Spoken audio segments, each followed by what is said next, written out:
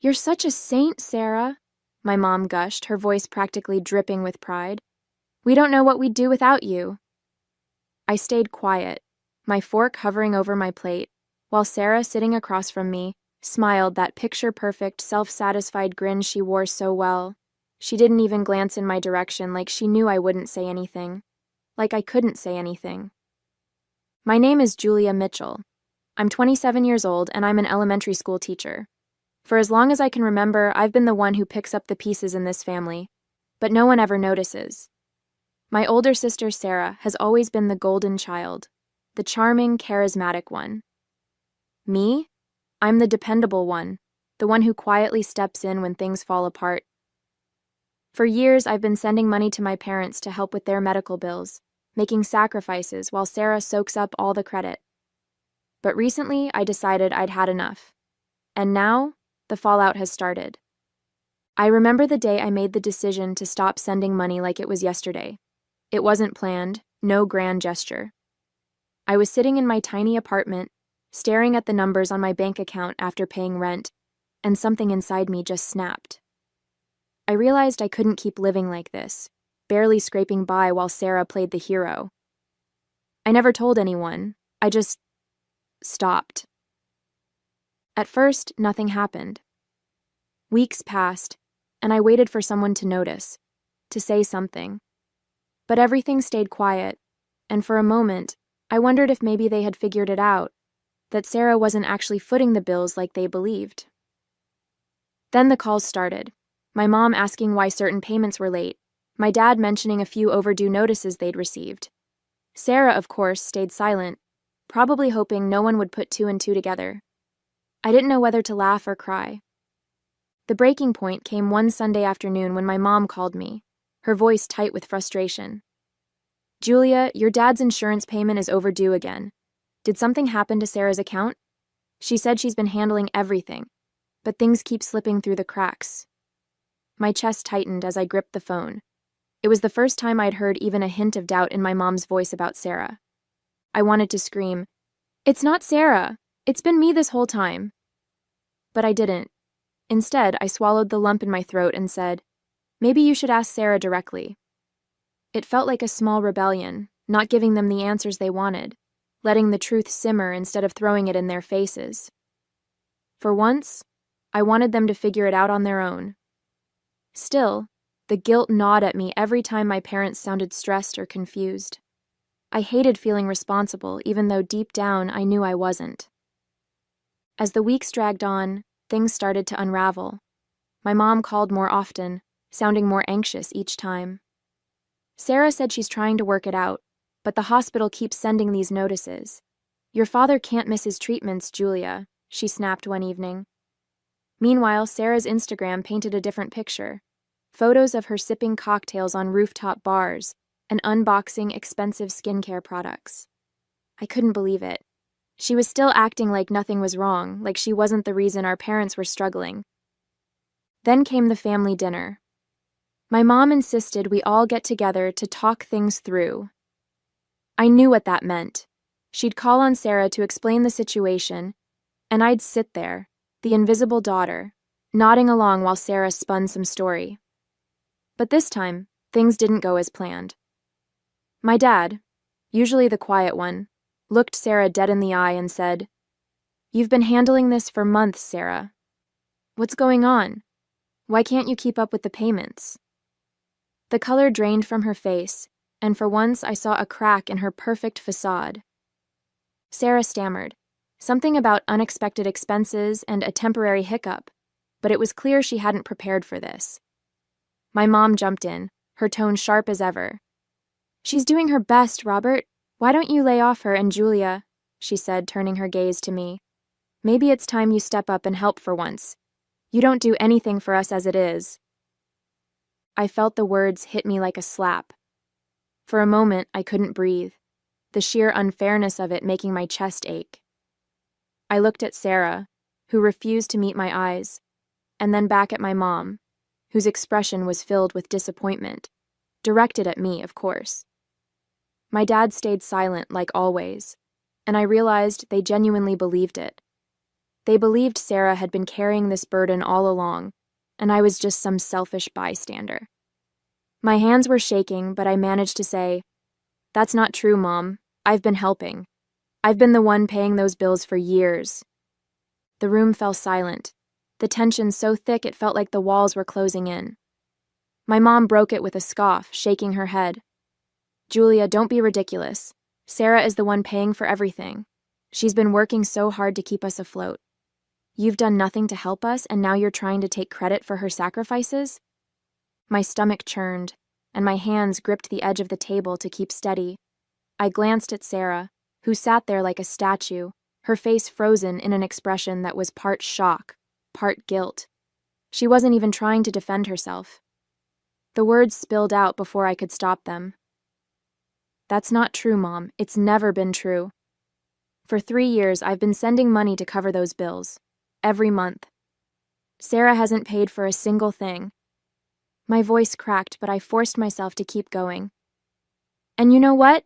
I stopped because I was tired of being invisible while she took all the credit." Sarah's head snapped up, her face twisted with disbelief. "What is wrong with you, Julia? Why are you making up these lies?" she said, her voice trembling just enough to sound convincing. "This is insane. I've been the one helping Mom and Dad all along, and now you're trying to make me look bad?" I couldn't believe what I was hearing. "Are you seriously going to sit there and pretend I'm lying? Sarah, I have bank statements, receipts, 3 years of them. Do you want me to show everyone right now?" "Receipts?" she repeated with a mocking laugh. "What receipts, Julia? You're just bitter because Mom and Dad appreciate what I do for them. You've been sitting on the sidelines while I've been keeping this family together, and now you want to swoop in and rewrite history?" "Rewriting history?" I shot back, my voice rising. "You've been stealing credit for everything I've done, Sarah.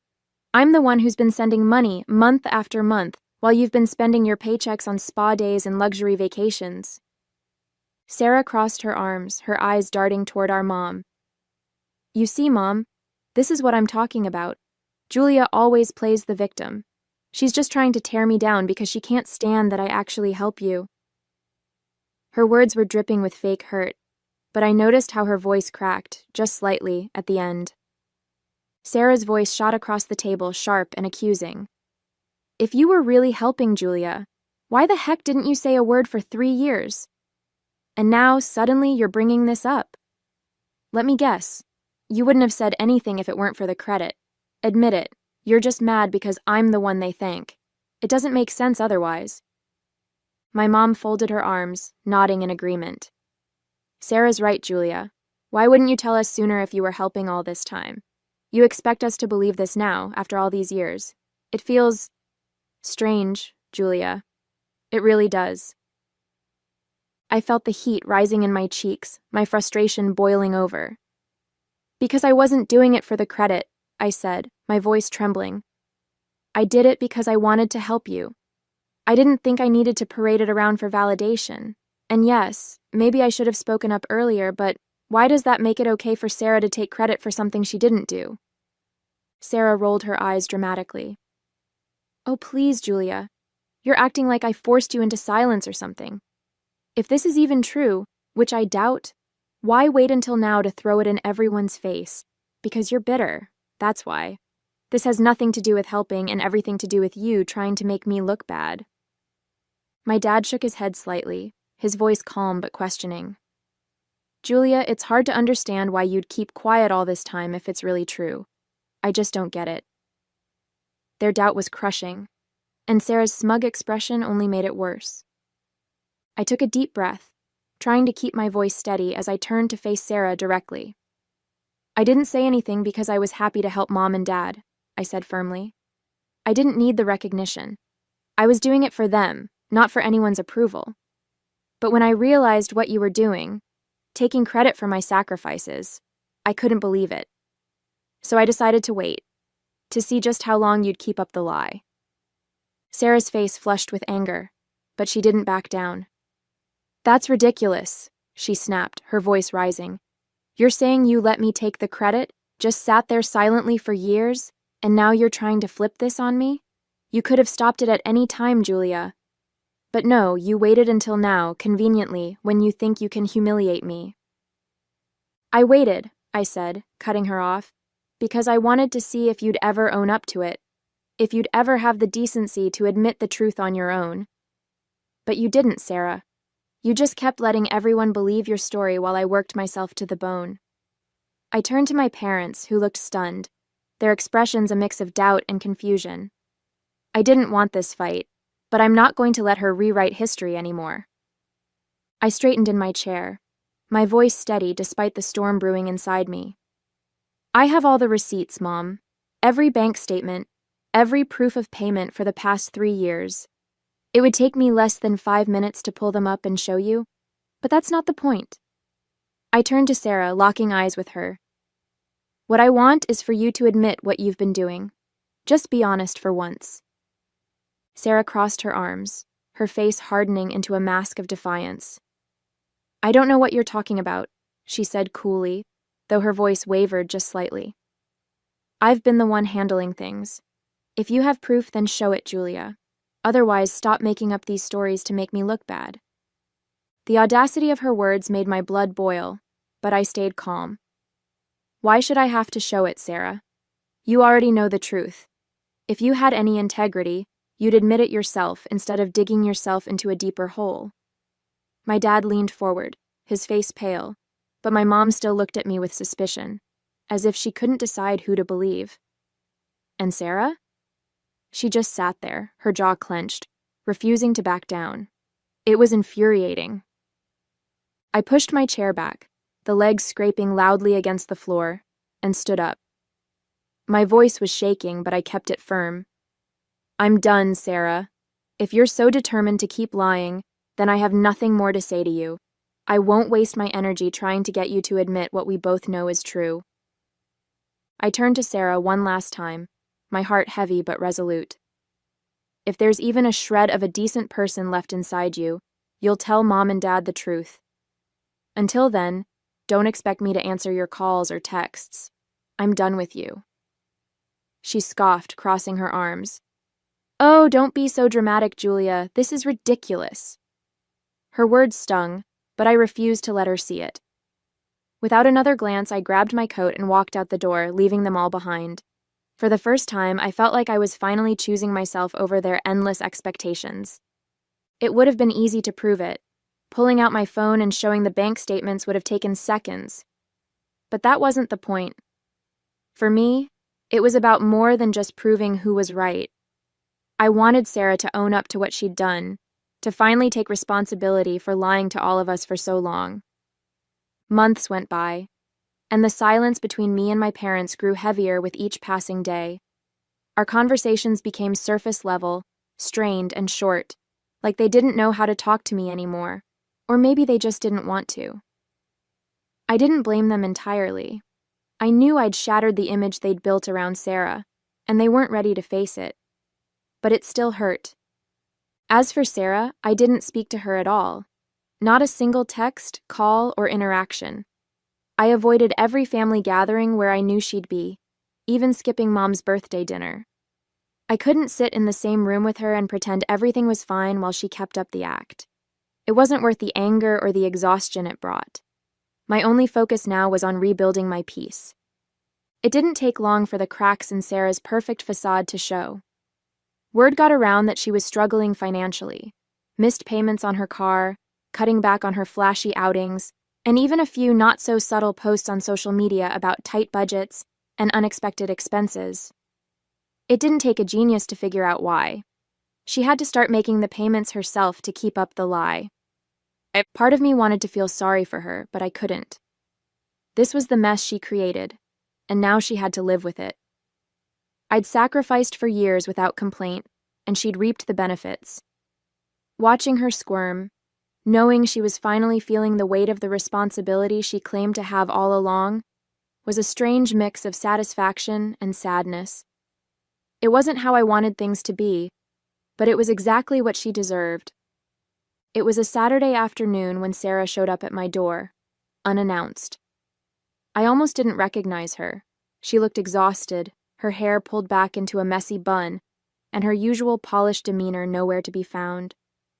For a moment, I just stared, unsure if I should let her in or send her right back down the hallway. "Can we talk?" she said, her voice quiet, almost pleading. It wasn't the Sarah I was used to, and that threw me off. Against my better judgment, I stepped aside and let her in, motioning to the couch. She sat down heavily, as if the weight of the world had finally caught up with her. I stayed standing, arms crossed, waiting for her to speak. I'm in trouble, Julia," she started, her voice breaking slightly. "I can't keep up with everything anymore. I don't know what to do." I leaned against the wall, keeping my arms crossed, and stared at her. "That's not my problem, Sarah," I said flatly. I could see her flinch, but I didn't feel an ounce of guilt, not after everything she'd done. "You made this bed. Now you get to lie in it." Her eyes widened, and for the first time I saw real panic behind them. "Julia, please. I know I messed up, but I cut her off, my voice sharper than I intended. "Messed up? Sarah, you lied. You lied to our parents, to everyone, and you let me carry the weight while you played the hero. And now what? You want me to swoop in and save you? No. I'm not doing it. I'm done." Sarah's voice cracked as she pleaded, "Please, Julia. I just need a little help. Things are really bad right now, and I don't have anyone else to turn to." She wiped at her face, her hands trembling. "I know I haven't been fair to you, but you're my sister."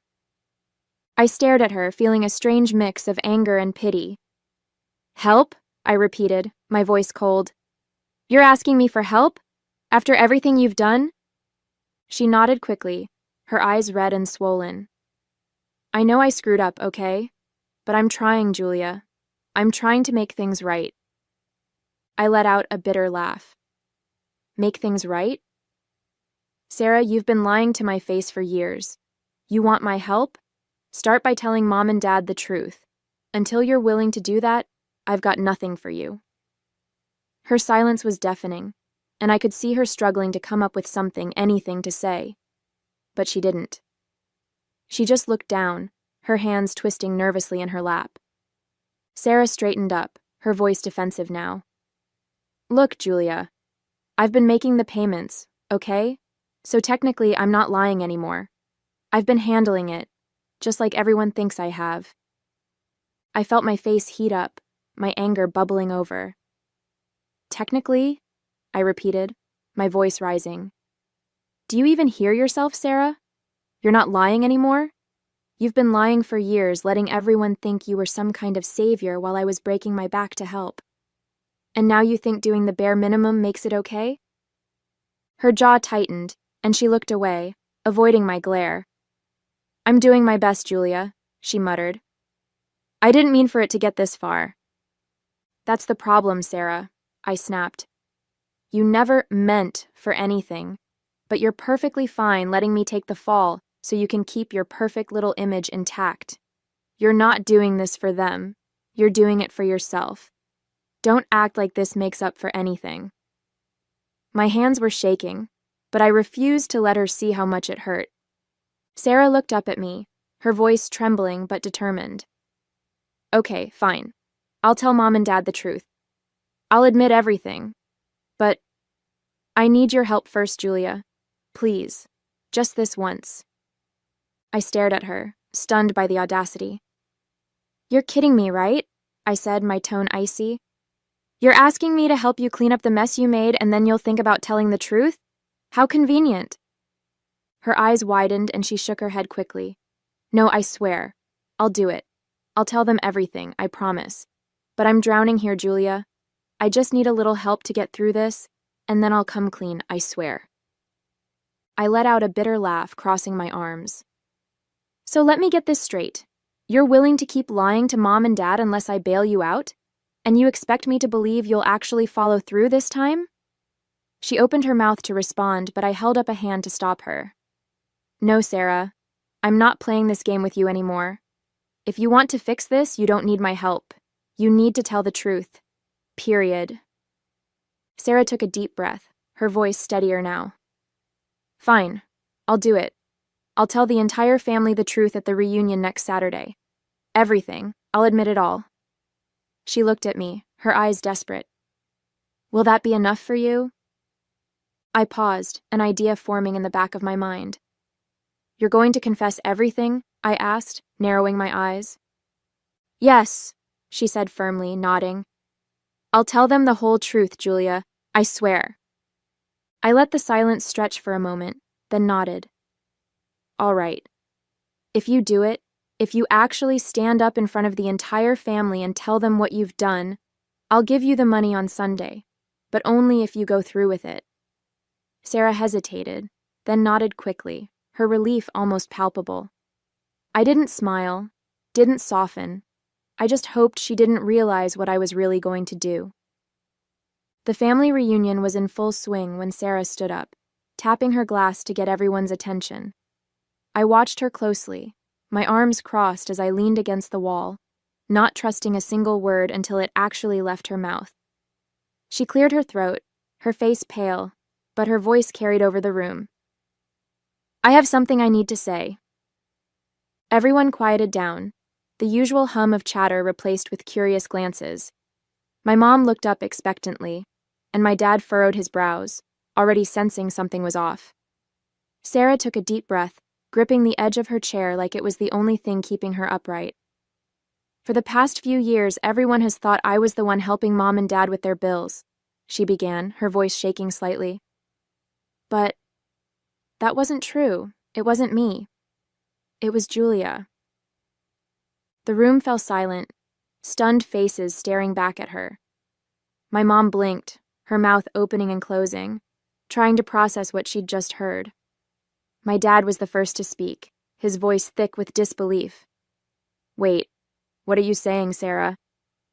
I'm saying that Julia was the one sending the money all this time, Sarah admitted, her voice cracking. And I let you think it was me. I lied. Her shoulders slumped as if the weight of her words had finally crushed her.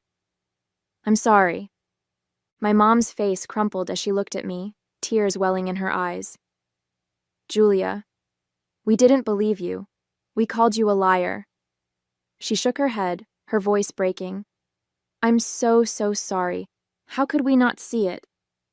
My dad stood crossing the room to me, his face full of guilt. Julia, I don't even know what to say. We were wrong about everything. You didn't deserve any of this. Their apologies were genuine, but all I could do was nod. I'd waited so long to hear those words, but in that moment, they didn't feel as satisfying as I thought they would. I wasn't doing this for them. I was doing it for me. My mom couldn't stop apologizing, her voice trembling as she reached out to touch my arm. Julia, we've been so blind. I don't know how we didn't see it. I don't know how we could have been so unfair to you. My dad nodded, his eyes filled with guilt. We're sorry, Julia, truly. You've done so much for us, and we failed you. I don't know how we can make it up to you, but I hope you'll give us the chance to try. I looked at both of them, their remorse so raw it was almost overwhelming. For the first time, I saw how much my silence had shielded them from the truth, and how much my decision to let them believe Sarah's lies had cost me. I appreciate your apology, I said softly, my voice steady. But this isn't something we can fix overnight. I need time, and I need space. I need to focus on myself for now. My mom wiped at her tears, nodding quickly. We understand, sweetheart, please don't shut us out. We want to do better. I gave her a small, tired smile and glanced at Sarah, who hadn't moved from her seat, her head bowed in silence. I didn't say another word to her. Instead, I grabbed my coat and walked out of the house, leaving the reunion and all its weight behind. For the first time in years, I felt like I was finally putting myself first. As I walked out the door, I didn't look back, and I didn't spare Sarah a single glance. Whatever happened between her and my parents after I left wasn't my concern anymore. For once, I wasn't going to carry their problems on my shoulders. Sunday afternoon, my phone buzzed with a message from Sarah. I didn't need to open it to know what it was about. Sure enough, when I checked, there it was. I told them the truth, Julia. Now can you send me the money we talked about? I stared at the screen for a moment, feeling a pang of something. Anger? Pity? Maybe both. It didn't take her long to come knocking, did it? I took a deep breath, knowing exactly how I was going to respond. I replied calmly, "Meet me at Mom and Dad's house. Let's talk there." I didn't give any further details and left it at that. By the time Sarah showed up, I was already sitting in the living room with our parents. Their expressions were somber, a mixture of disappointment and sadness that made the air in the room feel heavy. Sarah walked in, her eyes flicking between us, her confident facade faltering. "What's going on?" she asked, her voice shaky. I held up my phone and showed her the message she sent me. "I thought it was time Mom and Dad saw this," I said evenly. "So they'd know that the only reason you finally told the truth yesterday was because you needed money from me." My voice didn't waver. I wanted her to feel the full weight of what she'd done. Mom's face turned red and Dad sighed, rubbing his temples as the reality sank in. "I'm not giving you the money, Sarah," I said, my voice calm but firm. "Telling the truth was something you should have done a long time ago. Not because you needed something from me, but because it was the right thing to do. I'm not going to reward you for finally doing the bare minimum after all these years." I stood up, grabbing my bag as Sarah's face crumpled. She dropped to her knees, tears streaming down her cheeks. "Please, Julia," she sobbed, clutching at my arm. "I'm begging you. I don't know what else to do." I pulled my arm free, looking down at her one last time. "That's not my problem anymore, Sarah," I said, my voice cold. Without another word, I turned and walked out of the house, her cries echoing behind me as I closed the door. For the first time, I felt no guilt, just relief.